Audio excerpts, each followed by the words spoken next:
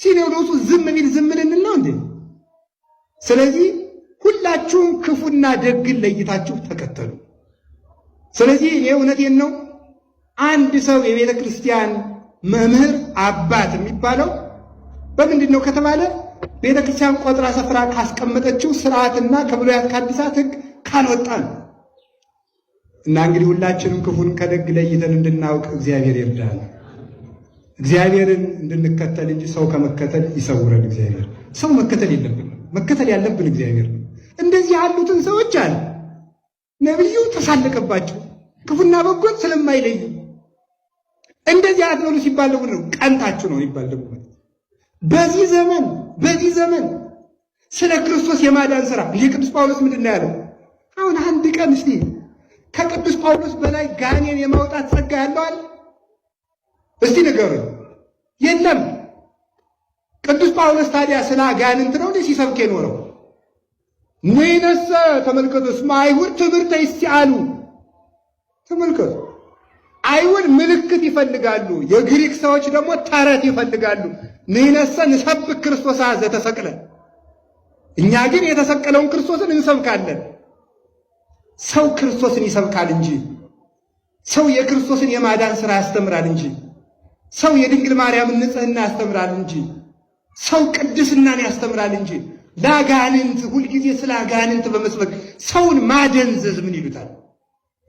አይነ ጥላ የሚባል ጋኔን አለ፣ እንትን የሚባል ጋኔን አለ። ራስህ ጋኔን።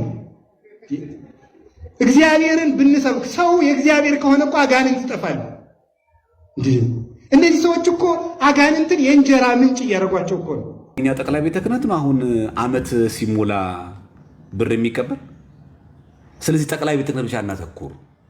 አሁን በምንለው መንገድ ራሱ የግሪክ ኦርቶዶክስ ራሷን ባደነች መንገድ እኛ ራሳችን ማደን አለብን እንጂ አሁን እኮ በነገራችን ላይ ጳጳሳት እንላለን እንጂ ጳጳሳት ቢያወግዙ ምን ይመጣል? ምን ሊሰማን? ግድያው ሊቆም አይችሁ። ዘላቂ መፍትሄ አይደለም። ተቋማዊ የሆነ ድምፅ አለን ለማለት ያክል እንጂ እኮ ስለሚቆም አይደለም። እስኪ ሲኖዶስ ሲሰብሰብና ነገ እስኪ ያውግዘው። ነገ የአርሲ ግድያ አይቀጥልም። ታችሁ ከማውገዝ መዝለል አለበት ነው ጉዳዩ። ቅዱስ ነው ስለተናገረ የሚቆም አይደለም። ይሄ መናገር የሚያስቆመው ሳይሆን ድርጊት የሚያስቆመው ነው። ይሄ ምንድነው? ካሜራ ሰው ሲቀረጽ የሚባለው ሬዲ ምናምን ተብሎ አክሽን እንደሚለው ማለት በቃ ሬዲ የኛ አልፏል። አየነው። ምንም ነገር የምንዘጋጅ ሰዎች አይደለንም። ራሳችን እንዴት አድርገን እንጠብቅ? ይሄ ተስፋ መቁረጥ አንችለውም እኮ ምናምን አንችለው የሚባል ነገር የለም። ስለምንችል መስሎኝ እግዚአብሔር አምላክ በዚህ ዘመን ያኖረን አይደል? ምንድነው አንችለውም ማለት? እሱ እኮ አንተን ሊገድልህ እኮ ሲመጣ እንዳንተ እኮ አንድ ነፍስ ነው ያለው። ልትገድለው እንደምትችልም እኮ እያወቀ እኮ ነው ነፍሱን አሳልፎ ሰጥቶ እኮ የሚገልህ። ያንተ ነፍስ ከሱ ይለያል አይመስላችሁ? እሱ እኮ አንተን ተደራጅቶ መጥቶ እኮ በሰይፍም በለው በመሳሪያ እኮ ሊገልህ ሲመጣ እኮ ራሱን አሳልፎ ሰጥቶ ነው። ብትገለውም ልሙት ብሎ ነው እየወደ ያለው። አንተ ለምን ታንሳለህ? አንተ ከሱ እሱ ተለዋጭ ነፍስ አለው እንዴ? ባንክ ቤት ያስቀመጠችው ነፍስ አለችው እንዴ? ብገደል ሌላ እነሳበታለሁ የሚል ኋይኖት ለምን? ስለዚህ የሆነ ምሬት፣ እንደዚህ ሐዘን፣ እንደዚህ በጣም መንቋሰስ ምናምን ነገር አይገባም። በረከታቸው ይደርብን። የሞቱ ሰዎች እውቅና ያስፈልጋቸዋል። የቅድስና እውቅና በስንክሳር መዘገብ አለባቸው። ስንክሳር በቤተክርስቲያናችን ተአምረ ማርያም ስንክሳር ኦፕን ቡክ ነው የሚባሉት። ምን ማለት ነው?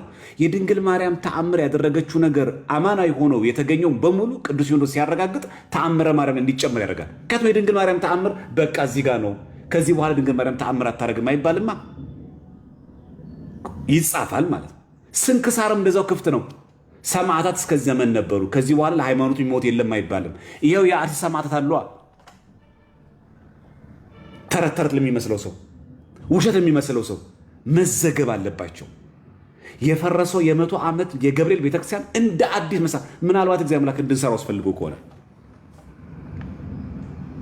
በመንፈሳዊ ቅናት በስጋዊ ናምን ሞቲቭ አድርጎን አይደለም። በመንፈሳዊ ቅናት ያ የፈረሰው ቤተክርስቲያን ተሰርቶ ያ በቪዲዮ ያየነው ተንጠልጥሎ በሰው እጅ ሄደው መንበርና ታቦት ወደ መንበር ክሩ ለምን እንዲመለስ አናደርግም? በቃ አክሽን ነው የሚያስፈልገው እንጂ ዝም ብሎ ድረሱላቸው አስቆሙት ማስቆም ብቻ አይደለም። የተቃጠሉ ቤተክርስቲያንስ፣ የሞቱትስ፣ የተፈናቀሉትስ የተፈናቀሉት የት ነው እያደሩ ያሉት? እስቲ አስቡት እስቲ እናንተ። ክረምት እኮ ነው እየመጣ ያለው። ዝናብ እንኳን እዚህ አዲስ አበባ እየዘነበ ነው ያለው። አስቡት ብርዱን፣ አስቡ ቤተሰብን ይዞ። ሰው እኮ በኮሪደር ልማት እንኳን ቤት ተቸግሯል።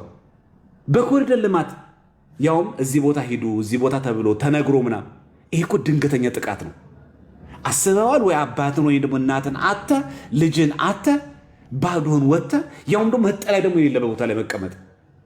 የተፈናቀሉትስ ቀጣይ ክረምት እንዴት ይዘለቃል? ስለዚህ አሁን የሚያሳስበው ይሄ ነገር ሊያሳስበን አይገባም። በቃ ማውራት ያለብን እዚህ ጋር ነው። በቃ የሞቱትን አንመልሳቸውም። ሰማዕታት ናቸው፣ አልከሰሩም፣ ትርፋማ ናቸው። የተገደሉት በሃይማኖታችን ስለሆነ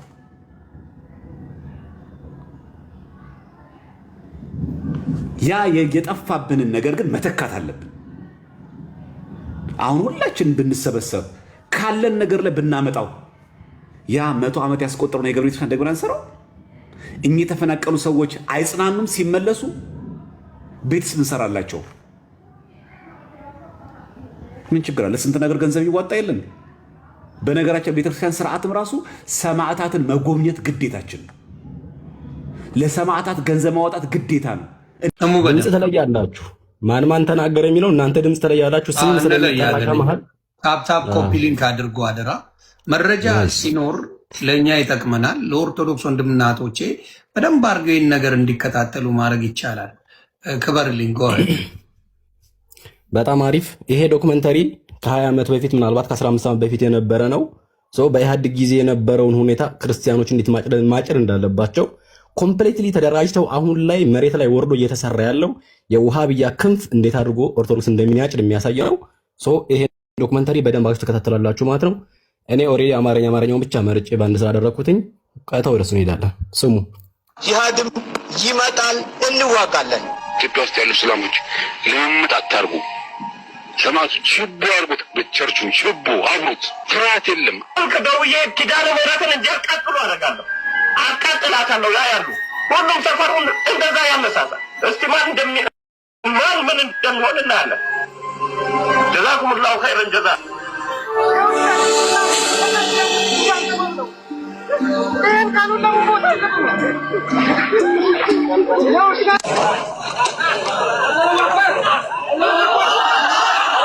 አሁን እንደዚህ የሚሉት አሁን አላሁ አክበር የሚሉ አንዷን እየጨፈጨፉ ሲገድሏት የሚያሳይ በደንብ በግልጽ ቪዲዮ አለ። ዋርኒንግ ስለሚያሰጥ እሱን አላሳይም። ከዛ ቀጥሎ ደግሞ ድምጽ የማይወጣበት አማርኛ ንግግር የሌለው ቸርች ሲያቃጥሉ አምቦ ላይ ምናምን የሚያሳይ ነው። ይሄ 1997ና 1999 አካባቢ ላይ ማለት ነው። ተከታተሉ።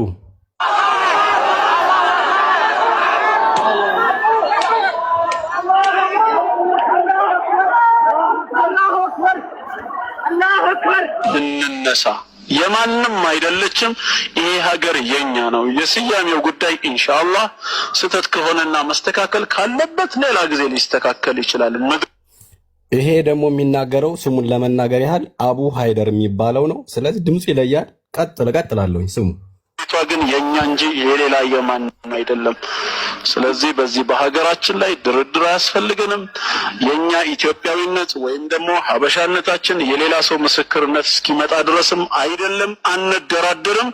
እውቅና እስኪሰጡንም ድረስ አንፈልግም። ሀገሪቷ የኛ ለመሆኗ ጥርጥር እስከሌለን ድረስ እንስራ፣ እንንቀሳቀስ። አንዳንድ ጊዜ ሞራሉና ስሜቱ ሲሞት ሀገራዊ ስሜት ሳይኖረው ሰውየው ምን አስጨነቀኝ ይላል። ድሮም የካፊር አገል ይሄን ሀገር ለቆ መውጣት ነው እንደሚሻለው። ለምን መካ ሄጄ አልኖርም ይላል። በቃ ሞራሉ ይሞታል። ስለዚህ በሀገሪቱ ጉዳይ በኢኮኖሚውም በፖለቲካውም መስክ በቃ አይጨነቅም። ለምን የእሱ አይደለችማ ሀገሪቷ የካፊሮች ሆናለች። አሳልፎ ሰጥቷል ማለት ነው። ለምን ማን የሰጣቸው ለነሱ? የታሪክ ምስክር የላቸው ወይ የሃይማኖት ምስክር የላቸው ወይ ደግሞ ሌላ ምን? በሞራል እንኳን የነሱ እንዲሆን አንፈቅድላቸውም። በሞራል እንኳን ሞራል እንዲኖራቸው እንኳን ሊገባቸው አይችልም። የኛ ነው ሀገሪቱ።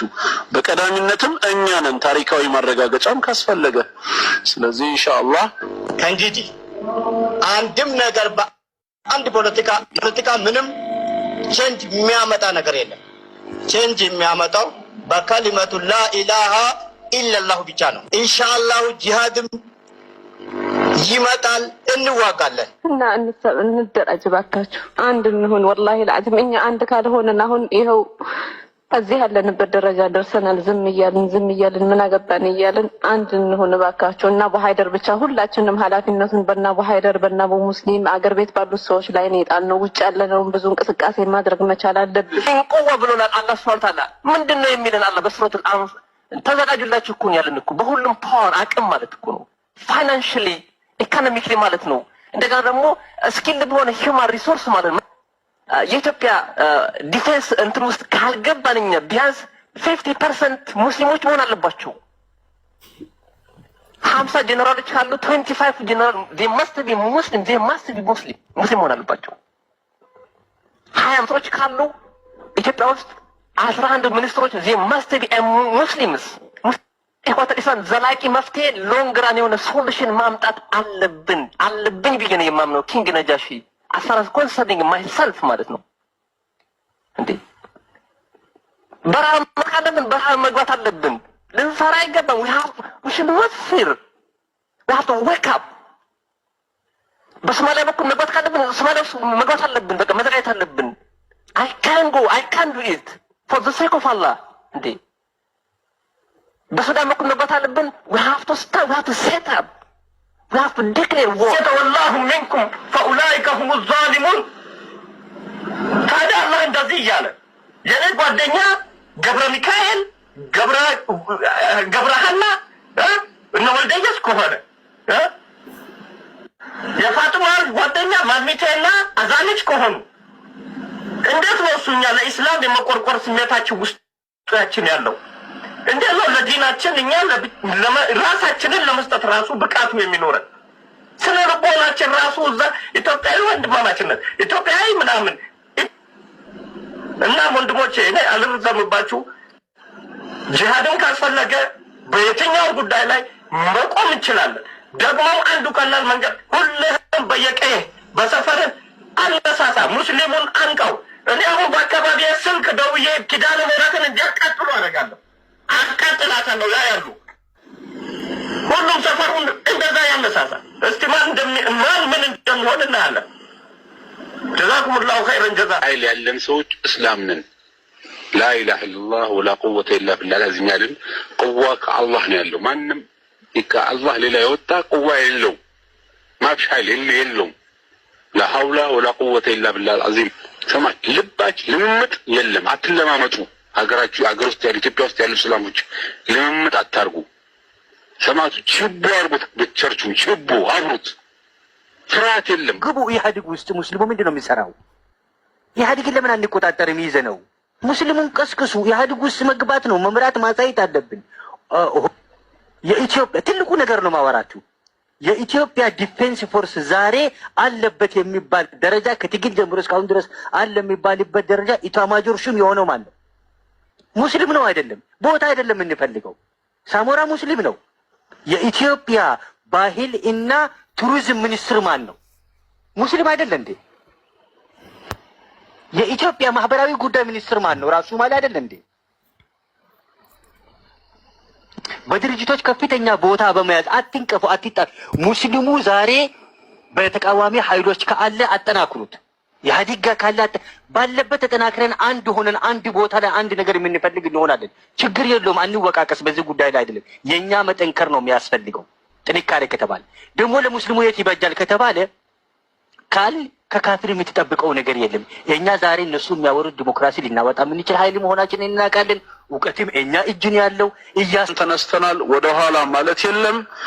ህግ የሚጠይቀውን ማንኛውንም አይነት መስዋዕትነት ለመክፈል የተዘጋጀን መሆን አለብን። በቃ መብታችሁን ለምን ጠየቃችሁ? መብት መጠየቅ ወንጀል ነው እስኪባል ድረስ እንቀጥል እና ኢንሻአላህ ከዛ ውጪ ሌላ ነገር አልተባለም። እንግዲህ እነሱ እዚህ ጋር እያረዱን እዚህ ጋር እየገደሉን ግን ክርስትና ፍቅር ነው፣ ጠላቶቻችሁን ውደዱ ይላል እና እናወዳቸዋለን እናፈቅራቸዋለን እያሉን ነው። በአንድ በኩል እኮ ግን ሲያስተምሩ ደም ካልፈሰሰ የኃጢአት ስርየት የለም ይላሉ አይደል? እኛም እንኳን ከዘላለም ሞት የተረፍነው በኢየሱስ ክርስቶስ ደም ነው ይላሉ። ከኢትዮጵያቸውስ እንዴት ነው የሚተርፉት? ዳራ እግረ መንገድ እኮ ሌላ ትምህርት እያስተማሩ እኮ ነው። እና ስለዚህ ኢንሻአላህ ግመሉም ይሄዳል ውሾች ይጮሃሉ እንደተባለው አካሄዳችንን ብቻ ያያሉ።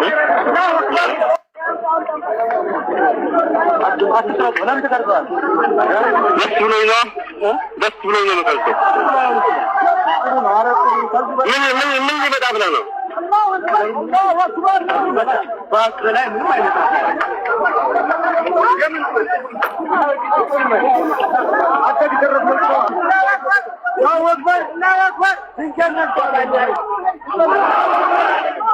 አላሁ አክበር አላሁ አክበር።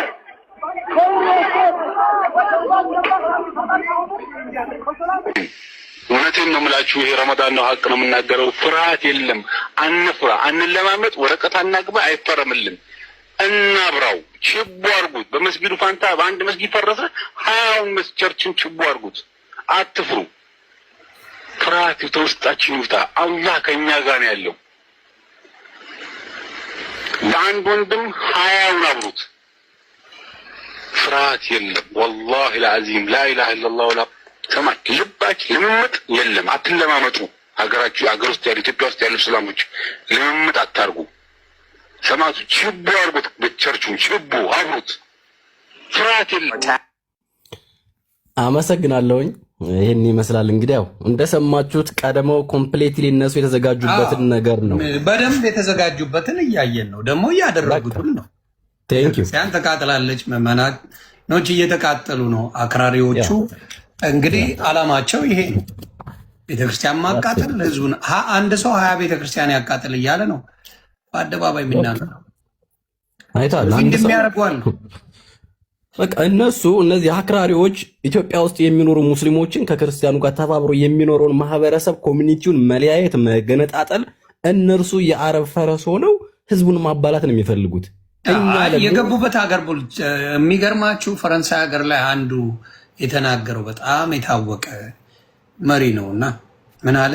በህይወታችሁ እኛ ሪግሬት የምናደርግበት ቀን ለአሜሪካኖች ነው ዋርኒንግ የሰጠው።